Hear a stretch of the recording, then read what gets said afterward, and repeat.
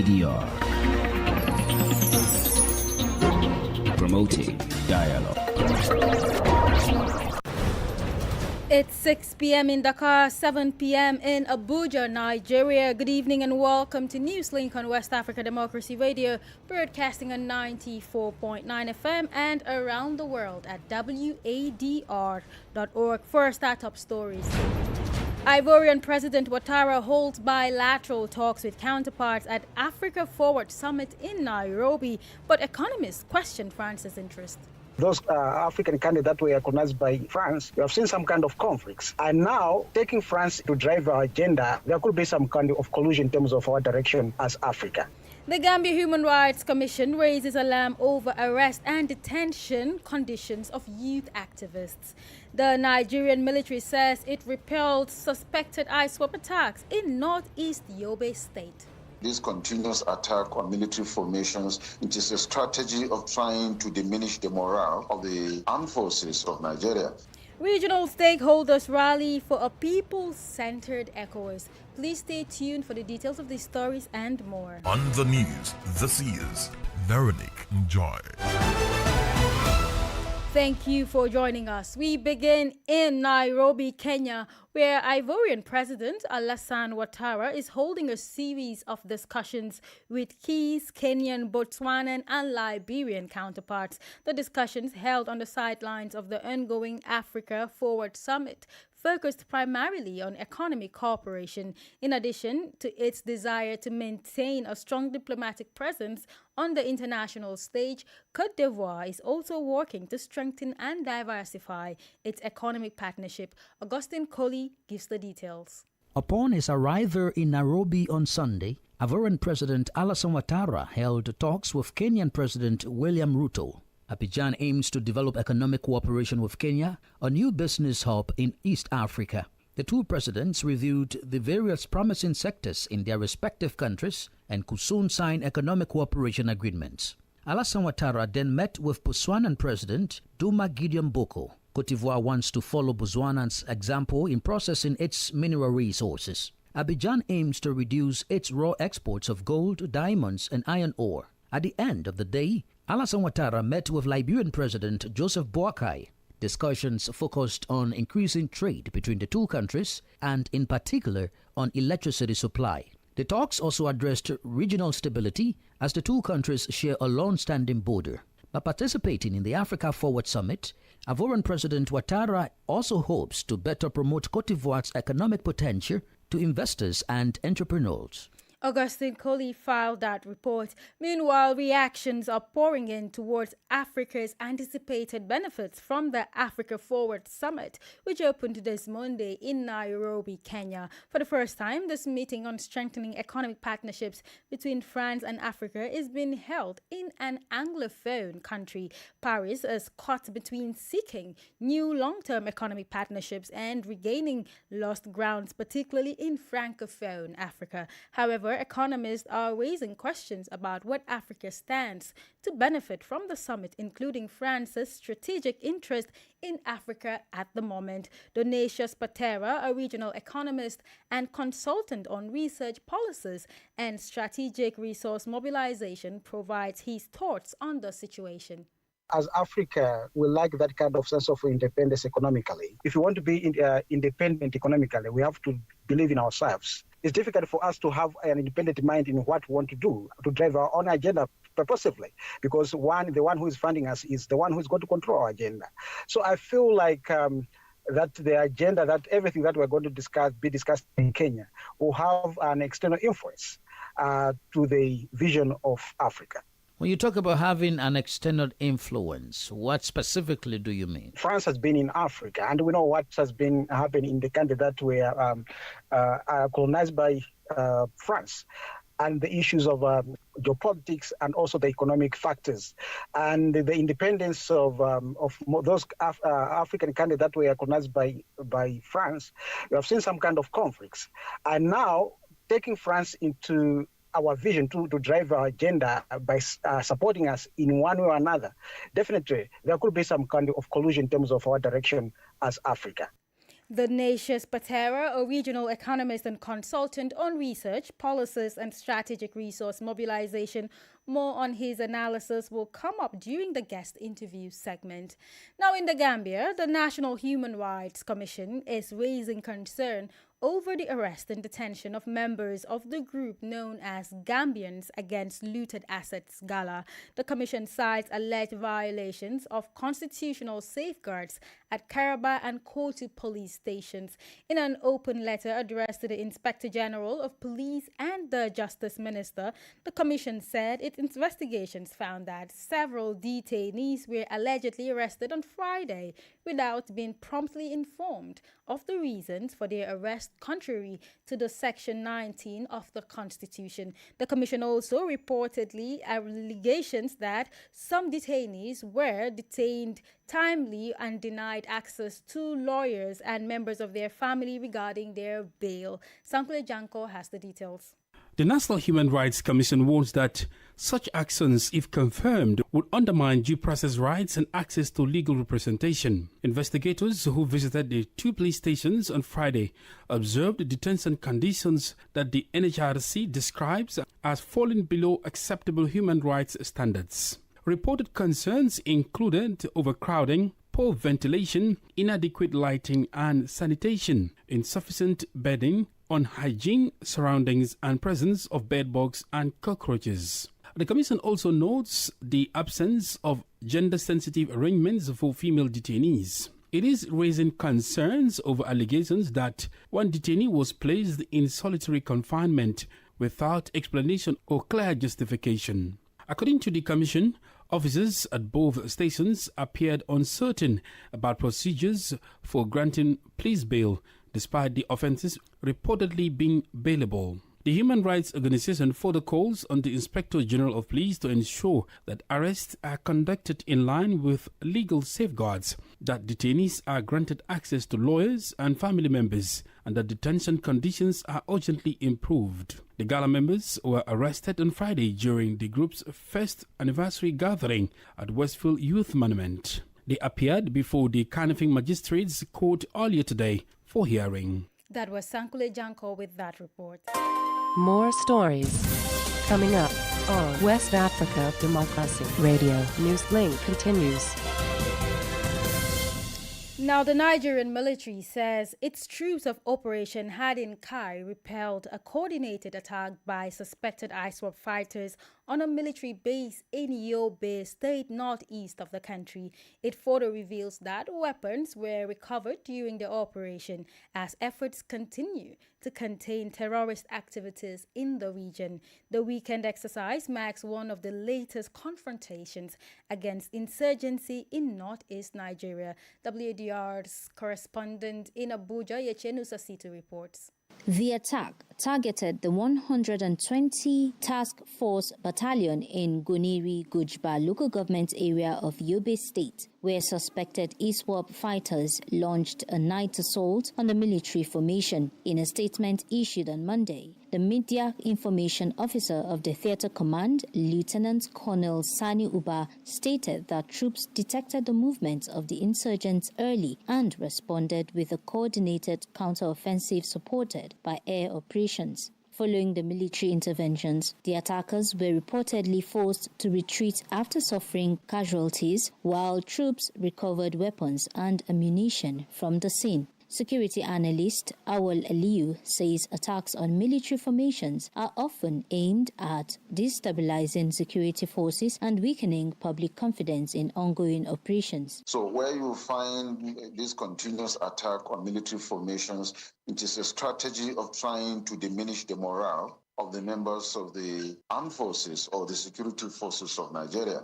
And that is why there's this continuous attack on the military formation so as to put certain level of discomfort and fear However, he insists the incident does not in any way undermine the intelligence and operational capacity of the Nigerian military. The armed forces are not too comfortable with that. The citizens are not comfortable with it. All this is bothered on intelligence, like you rightly said. Military authorities say operations are continuing in the area to prevent the regrouping of insurgents and strengthen security across the northeast. The latest confrontation comes amid intensified offenses against insurgent groups operating in the region. For WADR, Yechen Sasetu in Abuja.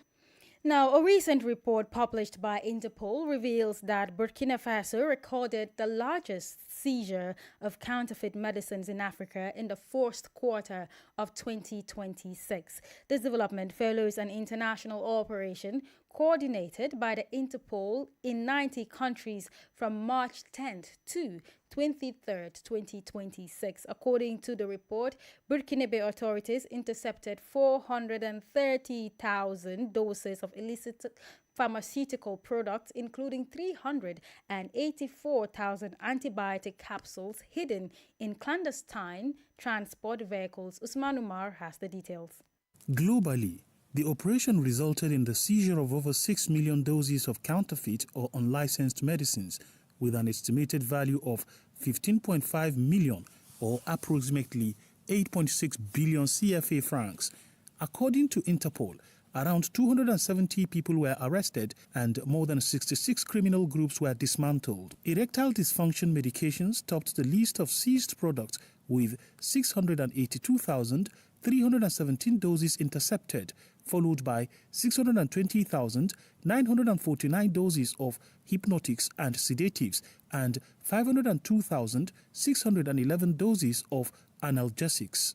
The International Police Organization said 57% of the seized goods were intended to enhance sexual performance. It also highlights a sharp increase in demand for products related to bodybuilding, fitness and weight loss, including sex hormones, slimming drugs and synthetic peptides. In Africa, seizures have mainly involved essential medicines such as antibiotics, antimalarials and painkillers, often sold on informal markets due to difficulties in accessing health care. In Côte d'Ivoire, a ton of counterfeit ibuprofen was seized in a vehicle, while in Cameroon, thousands of bottles of falsified antimalarials and antibiotics were intercepted, according to the same source. That was Usman Umar with that report. Meanwhile, the Economic Community of West African States, ECOWAS, is preparing to mark its 50th anniversary. Ahead of the celebration, debate is growing over the future of regional integration. Over the weekend, experts and civil society leaders gathered at Gaston Berger University in Saint Louis, Senegal, to discuss how ECOWAS can evolve from what many describe as the community of states into a true community of people under its 2025 vision. Abdullah Hassan has the details on how the youth are being positioned as the drivers of this integration.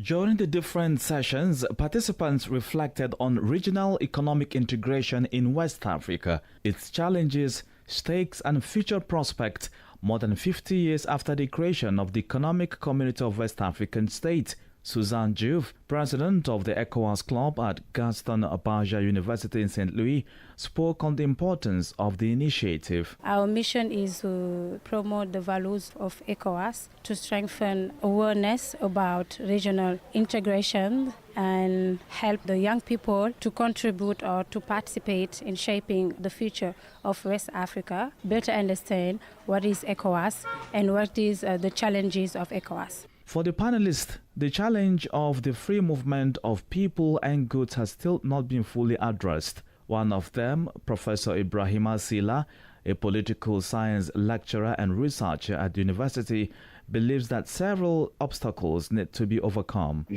I have had the opportunity to travel to several countries in the sub-region, but I was shocked by what I would call the ordeal of moving within the ECOWAS space.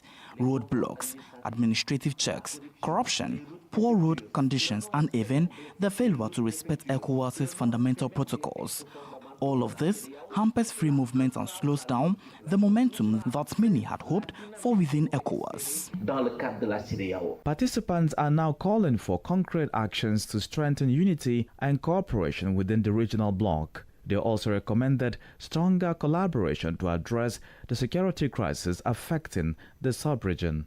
That was Abdullah Hassan with that report. You're listening to Newslink on West Africa Democracy Radio, broadcasting on 94.9 FM and online at wadr.org. Here's a reminder of our top stories. Ivorian President Ouattara holds bilateral talks with counterparts in Africa Forward Summit in Nairobi, but economists question France's interest. The Gambia Human Rights Commission raises alarm over arrest and detention conditions of youth activists. Nigerian military says it repelled suspected ISWAP attacks in northeast Yobe State. Regional stakeholders rally for a people-centered ECOWAS. Still ahead in the news, we have guest interview and sports news. Stay with us. Fresh and breaking news all the time. Hear it first as the news breaks, only on West Africa Democracy Radio. Newslink continues. Thank you for staying with us. In Benin, the political atmosphere is shifting. It is charged following an unexpected move from the opposition party Kawi Forces for an Emerging Benin. During a weekend meeting in Cotonou, the party leadership declared its support for the government's current actions, a stance that has left many observers and citizens surprised. Imo Edit explains the details in this report.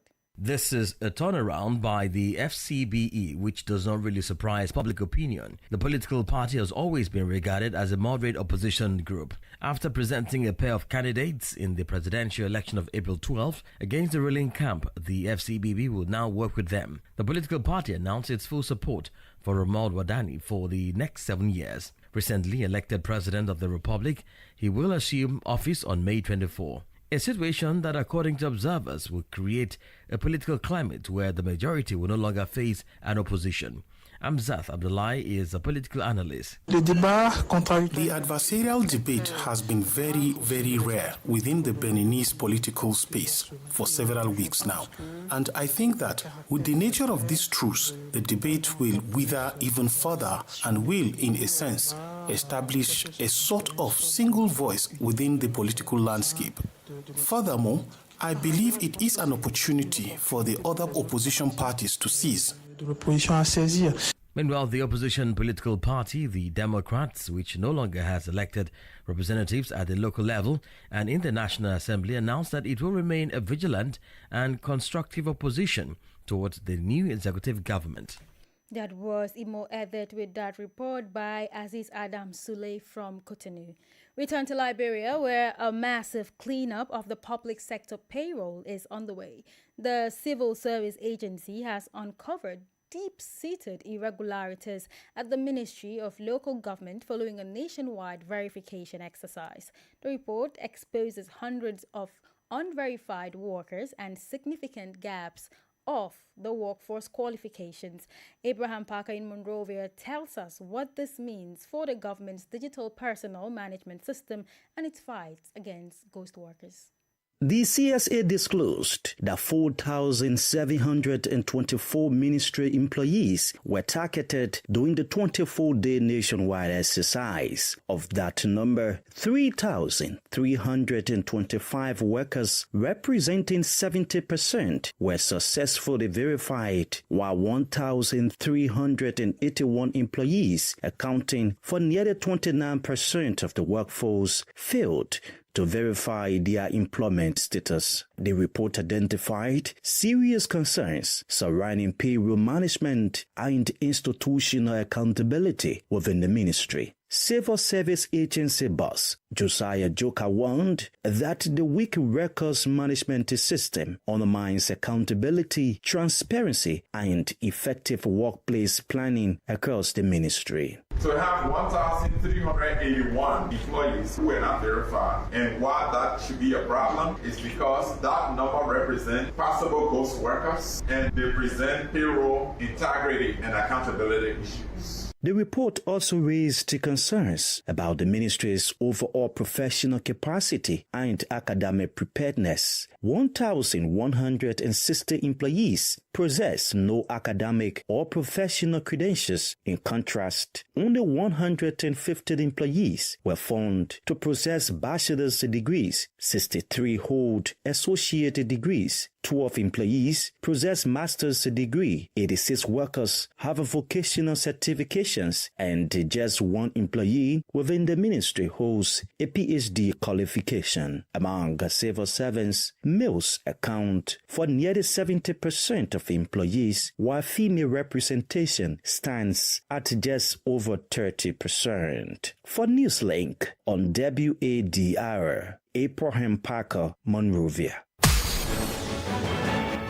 Politics, analyses on major news, social matters, and all. This is A Guest. Well, our guest this evening is Donatius Patera, a regional economist and consultant on research, policies and strategic resource mobilization. He weighs in on the ongoing Africa Forward Summit, which opens this Monday in Nairobi, Kenya. In this interview, the economist raises concerns about what Africa stands to benefit from the summit, including France's strategic interest in Africa at the moment. Take a listen. As Africa, we lack that kind of sense of independence economically. If we want to be independent economically, we have to believe in ourselves. It's difficult for us to have an independent mind in what we want to do, to drive our own agenda purposively, because the one who is funding us is the one who is going to control our agenda. So I feel like that the agenda, that everything that we're going to be discussed in Kenya will have an external influence to the vision of Africa. When you talk about having an external influence, what specifically do you mean? France has been in Africa, and we know what has been happening in the country that were colonized by France, and the issues of geopolitics and also the economic factors, and the independence of those African countries that were colonized by France.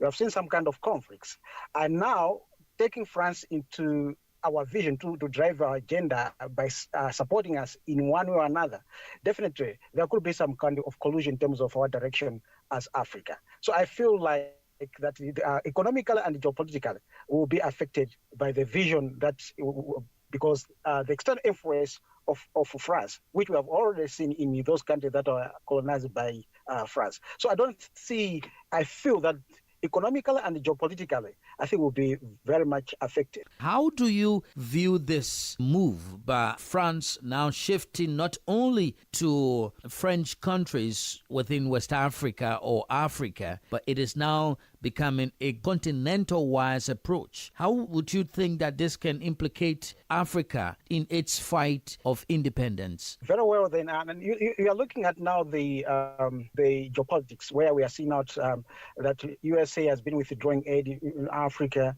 and also with that we are now seeing China is coming in full throttle, and then this one European country is now coming now to show its presence in Africa.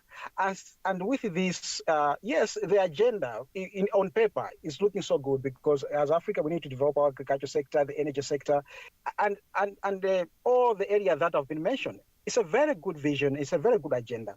However, behind the scenes, we have seen that all the countries that have been supported by some foreign influences, there could be some kind of things that are hidden that we may not know and we may not notice.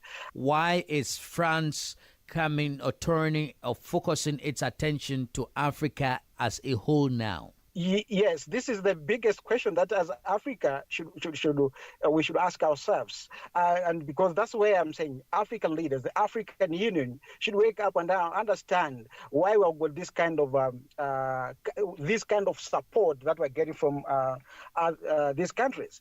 We need to wake up and understand why we are not working together to ensure that these kind of influences are technically eliminated because there should be a loophole somewhere else why these countries are coming in. They are seeing there are these exogenous factors that are influencing our economy and the geopolitical loopholes that have been seen by these Western countries. We need now to wake up and ensure that these kind of influences are not affecting our decision or our agenda as Africa. This summit is ongoing ahead of the G7 summit that is scheduled to be held in France in June 2026. Could it be an opportunity for Africa to also prepare itself and its objectives to submit its agenda at the G7 summit? My answer will be both positive and negative. I would say yes or no. Yes, because this can be the opportunity to now Africa stamp its authority to say this is the direction that we want to take.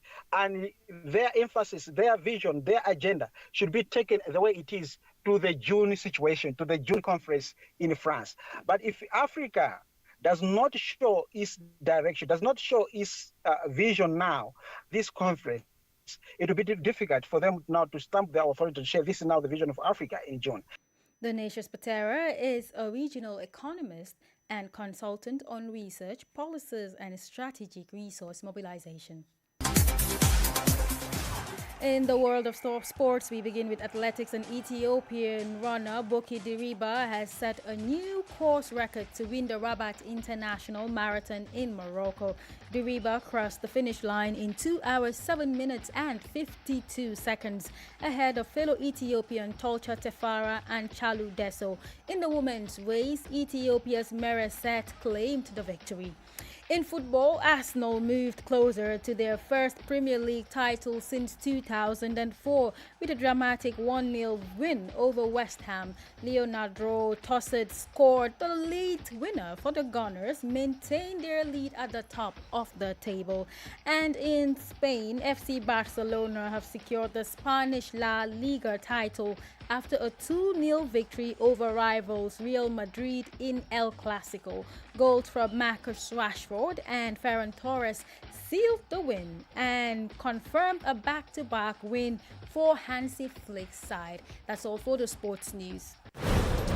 And we have come to the end of this edition of Newslink on West Africa Democracy Radio, broadcasting from Dakar, Senegal. Thank you for listening, and many thanks to Mustafa Sek and Maldo Ju for the technical assistance. Do interact with us via our social media platforms, X, Instagram, and Facebook at WADR English. I am Veronique Jai. Good evening.